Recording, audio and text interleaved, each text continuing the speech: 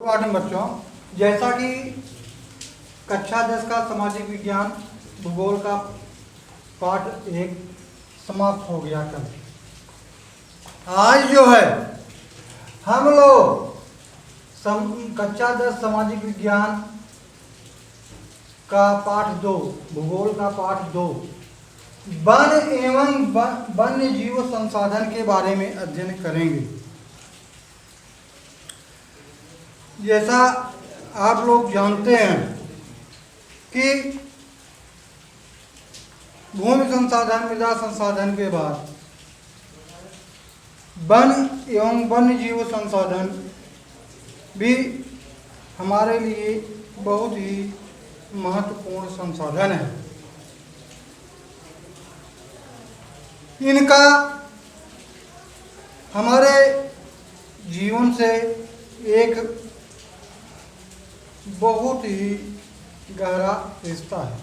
इनके बिना हमारे जीवन की कल्पना नहीं की जा सकती, क्योंकि वन जो है, वन क्या है? प्रकृति में स्वतः उगने वाले, प्रकृति में स्वतः उगने वाले, अपने आप उगने वाले घास फूस जंगल झाड़ियाँ पेड़ आदि, और ये सब वन के अंतर्गत आते हैं। और वनस्पतियाँ और जंतुओं के मिलने से एक पारिस्थितिकी तंत्र का निर्माण होता है, और हमारे जीवन के लिए उस पारिस्थितिकी तंत्र का बना रहना आवश्यक होता है। यदि पारिस्थितिकी तंत्र में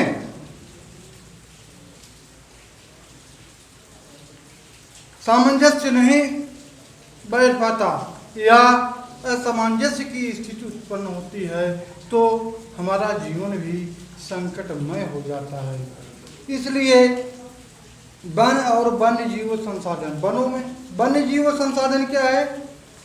वनों में या वनों पर आधारित संसाधन, ऐसे संसाधन जो हमें वनों से ही प्राप्त होते हैं, तो इनका उचित मात्रा में पाया जाना हमारे जीवन को आगे बढ़ाने के लिए आवश्यक होता है। अतः इनकी संख्या बहुत अधिक है। वन और वन्य जीव संसाधनों की संख्या बहुत है। इनको ही जैव विविधता कहते हैं। सभी प्राणियों और वनस्पतियों की जातीय विविधता जैव विविधता कहलाती है, और इनके अंतर्गत सामंजस्य स्थापित करना ही पारिस्थितिकी तंत्र कहलाता है। नेक्स्ट है आपका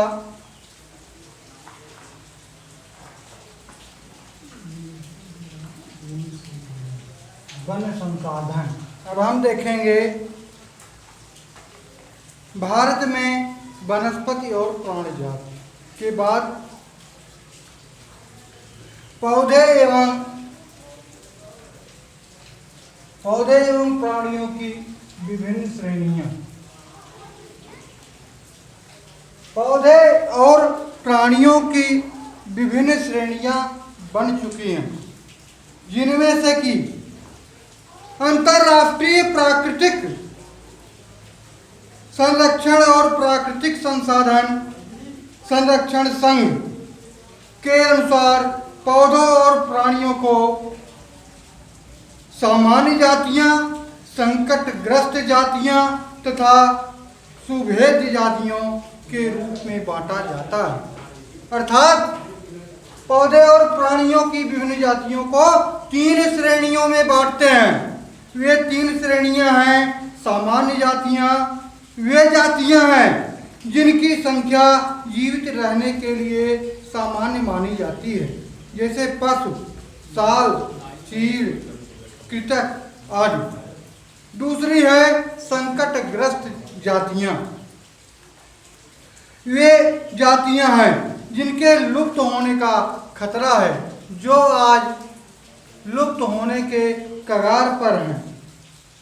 जिन विषम परिस्थितियों के कारण इनकी संख्या कम हुई, यदि वे जारी रहती हैं तो इन जातियों का जीवित रहना कठिन है। जैसे काला हिरण, मगरमच्छ, भारतीय जंगली गधा, गैंडा, शेर, पूंछ वाला बंदर आदि, संगाई आदि। सुभेद्य जातियां, ये वे जातियां हैं जिनकी संख्या तो घट रही है।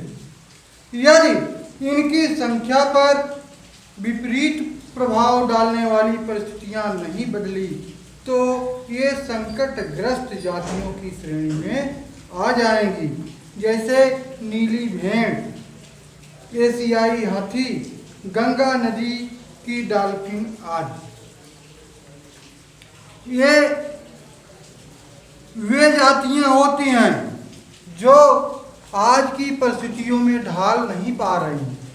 आगे अगर ऐसी ही परिस्थितियां बनी रही तो धीरे धीरे स्वतः ही अपने आप ये समाप्त हो जाएंगी।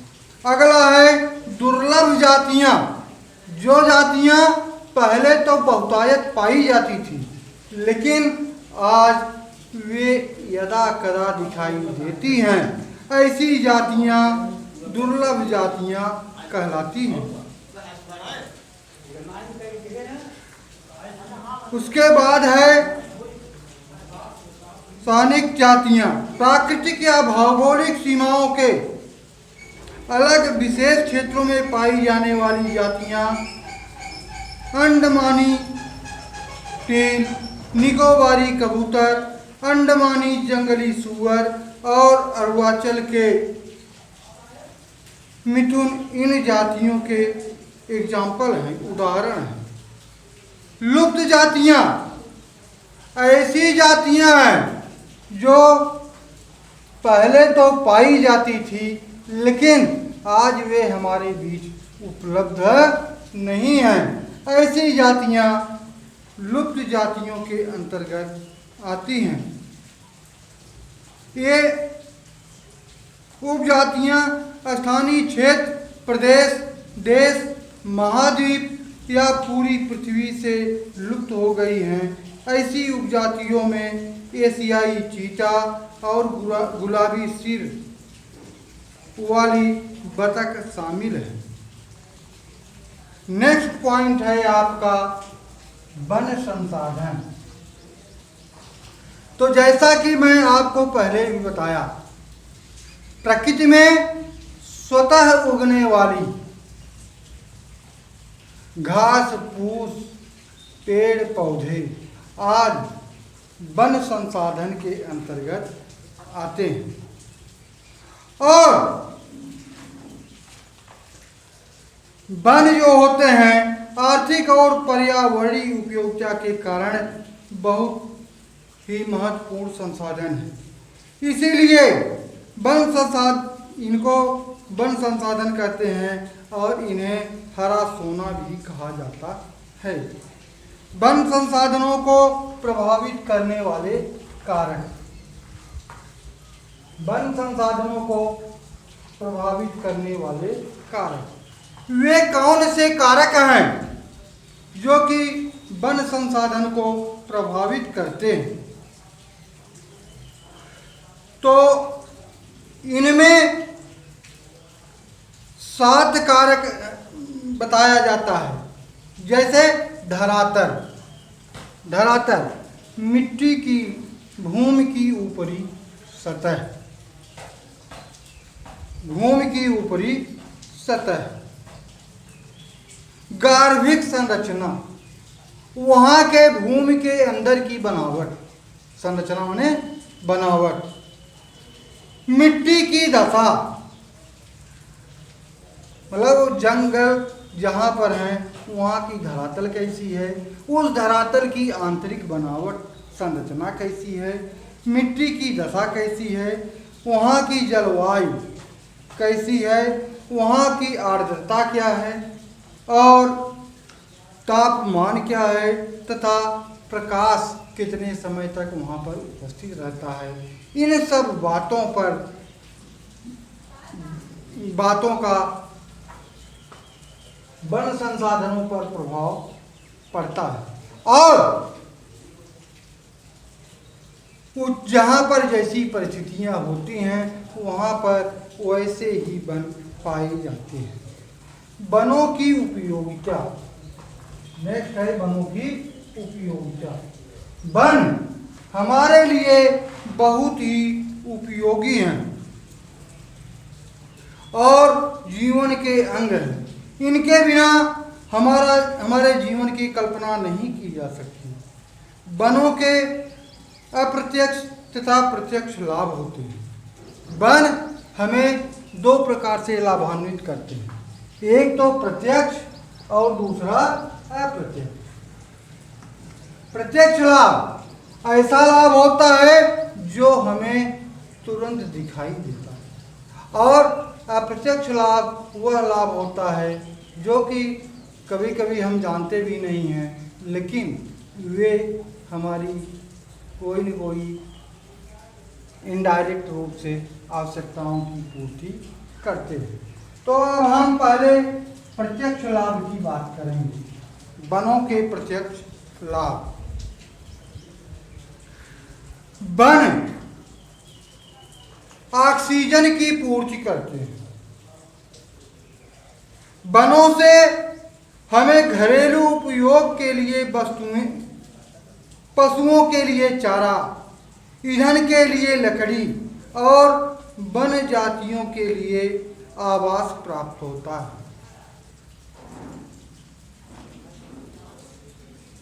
वनों से विभिन्न उद्योग जैसे कागज, रबर, कत्था, दिया सलाई, प्लाईवुड, खेल का सामान आदि के लिए कच्चा माल, रॉ मटेरियल उपलब्ध होता है, प्राप्त होता है। वनों से औषधियों की आपूर्ति सुनिश्चित होती है। वनों में कुछ ऐसे पेड़ पौधे भी होते हैं जिनसे हम औषधियों का निर्माण करते हैं। वन ऑक्सीजन देते हैं, खेल का सामान बनाने के लिए लकड़ियां प्राप्त करते हैं, इमारती लकड़ियां देते हैं, गोंद देते हैं, और घरेलू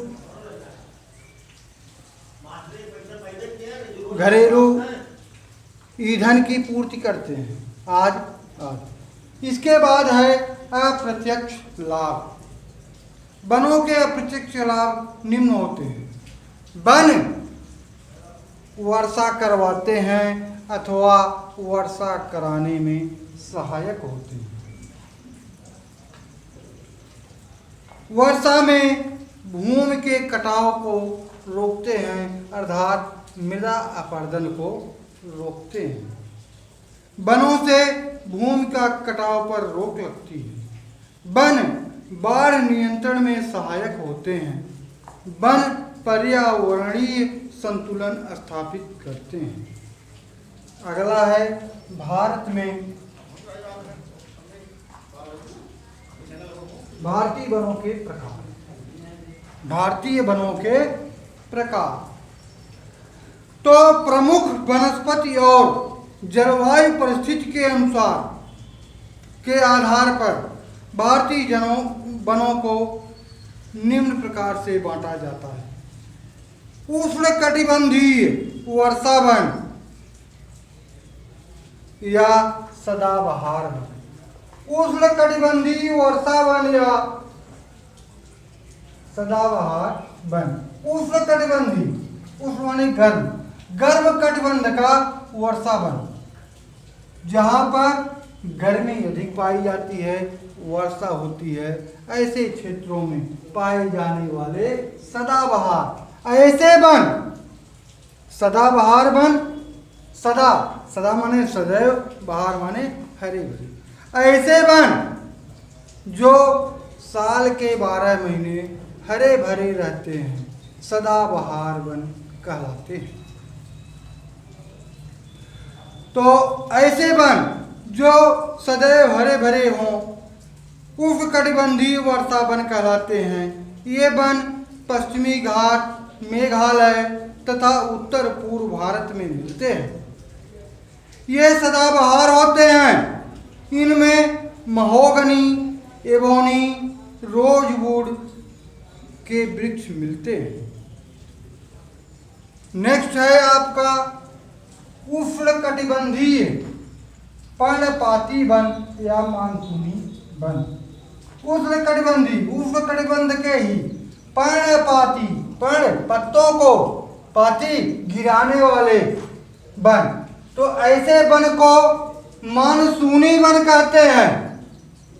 आप देख रहे हैं हमारे यहाँ मानसूनी वन ही पाया जाता है। आपके यहाँ ऐसे पेड़, ऐसे वृक्ष, ऐसे पौधे जो साल में कम से कम एक बार अपनी पत्तियां गिरा देते हैं, पतझड़ वन या पर्णपाती वन के नाम से जाने जाते हैं। ये ग्रीष्म काल के आरंभ में अपनी पत्तियां गिरा देते हैं, पर्णपाती वन कहलाते हैं। इन्हें मानसूनी वन भी कहते हैं। ये वन भारत में सबसे ज़्यादा पाए जाते हैं। इनमें सागौन, साल, शीशम, चंदन, बांस आदि उपयोगी वृक्ष पाए जाते हैं। अगला आपका है उष्णकटिबंधीय कांटेदार वन। उष्णकटिबंध में जहाँ पर गर्मी अधिक पाई जाती है, ऐसे क्षेत्रों में पाए जाने वाले कटीले वन, जिनमें ऐसे वृक्ष हों जिसमें कांटे पाए जाते हैं। ये छितरे हुए तथा झाड़ी नुमा होते हैं। ये राजस्थान तथा दक्षिणी प्रायद्वीप के सूखे भागों में पाए जाते हैं। इनमें कीकर, बबूल, कैक्टस आदि महत्वपूर्ण प्रजातियां पाई जाती हैं। नेक्स्ट आपका है पर्वतीय वन।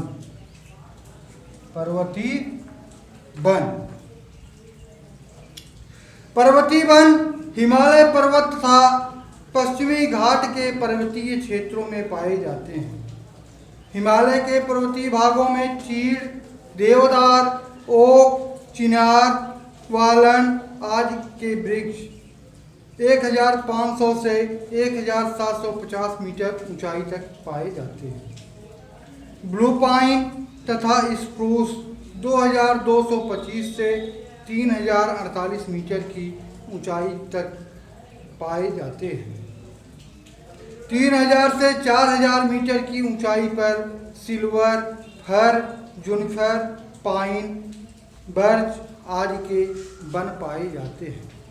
पश्चिमी घाट में नीलगिरी, पालनी तथा अन्नामलाई पहाड़ियों पर शीतोष्ण कटिबंधीय वन पाए जाते हैं। इन्हें सोलास कहते हैं। इनमें लैरेल, सिनकोना, बैटल आदि के उपयोगी वृक्ष पाए जाते हैं। अंतिम बिंदु है आज के लिए आपका ज्वारीय वन। ज्वारीय वन गंगा के डेल्टाई भागों में पाए जाते हैं। पश्चिम बंगाल स्थित सुंदरबन डेल्टा इसके लिए विख्यात है। सुंदरबन डेल्टा में सुंदरी नामक मैंग्रोव वृक्ष पाए जाते हैं। इस तरह से आज हम लोग वन एवं वन्य जीव संसाधन के बारे में अध्ययन किए। अब कल हम लोग भारतीय वनों के असमान वितरण को प्रभावित करने वाले कारकों के बारे में अध्ययन करेंगे। जय